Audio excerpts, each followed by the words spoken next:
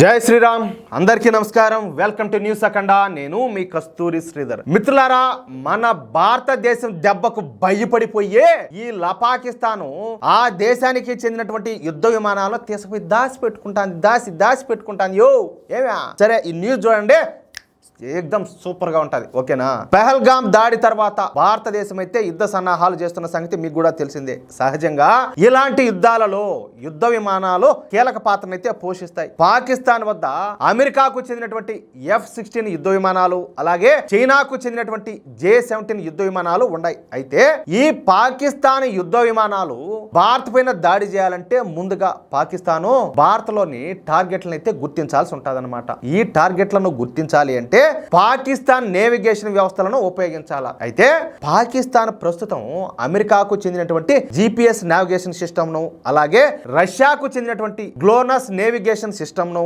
అలాగే చైనాకు చెందినటువంటి బైడూస్ నావిగేషన్ వ్యవస్థలను అయితే ఉపయోగిస్తుంది. అయితే పాకిస్తాన్ ఉపయోగిస్తున్నటువంటి ఈ నావిగేషన్ సిస్టమ్స్ ను అడ్డుకునేందుకు భారత్ ఒక కొత్త ప్లాన్ అయితే అమల్లోకి తీసుకొచ్చింది. అదే ఎలక్ట్రానిక్ వార్ఫేర్ సిస్టమ్. ఈ ఎలక్ట్రానిక్ వార్ఫేర్ సిస్టమ్ ను భారత్ పూర్తిగా స్వదేశీయంగా అభివృద్ధి చేసింది, ఎవరి మీద ఆధారపడకుండా. ఓకేనా? ఈ ఎలక్ట్రానిక్ వార్ఫేర్ సిస్టమ్స్ భారత్ వద్ద 50 వరకు ఉన్నాయి. ఈ ఎలక్ట్రానిక్ వార్ఫేర్ సిస్టమ్స్ ను ప్రస్తుతం భారత్ పాకిస్తాన్ సరిహద్దుల వద్ద అయితే మోహరిస్తుంది. ముఖ్యంగా ఈ LOC వద్ద ఈ వ్యవస్థలను అయితే మోహరిస్తారు. ఇకపోతే ఈ ఎలక్ట్రానిక్ వార్ఫేర్ వ్యవస్థలు పాకిస్తాన్ సైన్యం ఉపయోగించే అమెరికాకు చెందినటువంటి ఈ GPS నావిగేషన్ సిస్టమ్ ను, అలాగే రష్యాకు చెందినటువంటి గ్లోనస్ నావిగేషన్ సిస్టమ్ ను, అలాగే చైనాకు చెందినటువంటి బైడూస్ నావిగేషన్ వ్యవస్థల సంకేతాలను బలంగా అడ్డుకుంటాయి. అంటే మన ముందు వాటి పప్పులైతే ఉడకవు. ఎంత ఉడకబెట్టినా, కుక్కర్లో వేసి ఉడకబెట్టినా కూడా ఉడకవు. అర్థమైందా? దీంతో పాకిస్తాన్ సైనిక విమానాలు, అదే విధంగా యుద్ధ విమానాలు, డ్రోన్లు, గైడెడ్ మిసైల్స్ తెగమగా పడతాయి. భారత్ లోని తమ లక్ష్యాలను గుర్తించే విషయంలో అయోమయానికి గురవుతాయన్నమాట. పాకిస్తాన్ ఆర్మీ తీవ్రమైనటువంటి గందరగోళానికి గురవుతుంది. ఫలితంగా యుద్ధ రంగంలో ఏమి జరుగుతోందో తెలియనటువంటి స్థితికి ఈ పాకిస్తాన్ ఆర్మీ అయితే చేరుకుంటుంది. ఈ క్రమంలోనే ఈ పాకిస్తాను తమ మిసైల్స్ ను తమ మీదే ప్రయోగించుకునే అవకాశం కూడా ఉన్నది. అంటే సపోజ్ ఎగ్జాంపుల్ చెప్తున్నా, మన దేశం మీదకి ఈ మిసైల్స్ ఇట్లా ప్రయోగిస్తారు అనుకోండి, అవి తిరిగి వచ్చి పాకిస్తాన్ మీదకి ఇట్నే పోతాయి. అంటే కాటు వాటి మీదనే పడుతుంది. ఇకపోతే ఈ ఎలక్ట్రానిక్ వార్ఫేర్ సిస్టమ్స్ మాత్రమే కాకుండా భారత వాయుసేనలో ఉన్నటువంటి రాఫెల్ యుద్ధ విమానాల్లోని స్పెక్ట్రా సూట్స్, అదే విధంగా భారత నౌకాదళ వినియోగించేటటువంటి శక్తి సిస్టమ్స్ వంటి ఆధునిక సాంకేతిక పరిజ్ఞానం మన దగ్గర అయితే ఉండాలి. ఈ వ్యవస్థలు కూడా పాకిస్తాన్ నావిగేషన్ ను అడ్డుకోగలుగుతాయి. సరే, ఇక పాకిస్తాన్ విషయానికి వస్తే పాకిస్తాన్ వద్ద పాకిస్తాన్ సొంతంగా తయారు చేసుకున్నటువంటి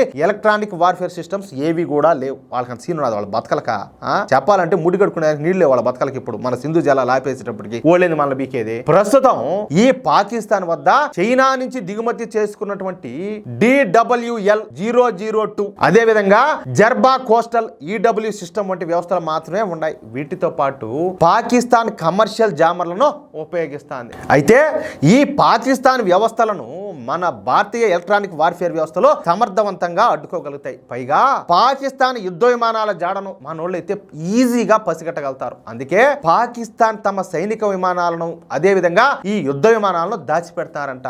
ముఖ్యంగా అమెరికాకు చెందినటువంటి F-16 యుద్ధ విమానాలను, చైనాకు చెందినటువంటి J-17 యుద్ధ విమానాలను భారత వ్యవస్థలకు దొరకకుండా వేరే ప్రదేశాలకు తరలిస్తారంట. ఇక్కడ మీకు ఒక గమ్మత్తు చెప్తా చూడండి.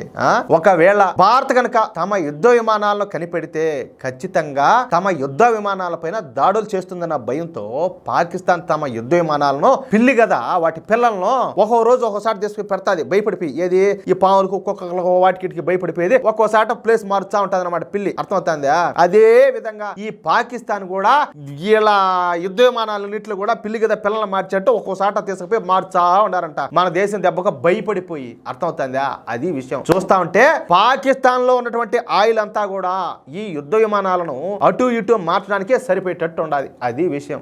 వీళ్ళకి ఎందుకు ఏమంతా అవసరం? వీళ్ళ బతకలకు, వీళ్ళ శక్తికి పాకిస్తాన్ ఆర్మీ వాళ్ళు అయితేనేమి, పాకిస్తాన్ రాజకీయ నాయకులు అయితేనేమి, పాకిస్తాన్ క్రికెటర్లు అయితేనేమి, అదే విధంగా పాకిస్తాన్ యాక్టర్స్ అయితే మాత్రమే వాళ్ళ బిల్డప్లు అయితే మామూలుగా లేవు. దొబ్బడానికి ఏమీ లేదు చెప్పాలంటే. మళ్ళా వీళ్ళ కథలు, వీళ్ళ కోతలు మాత్రం మామూలుగా ఉండవు. మీకు ఎందుకురా ఇవన్నీ పోకండాలా?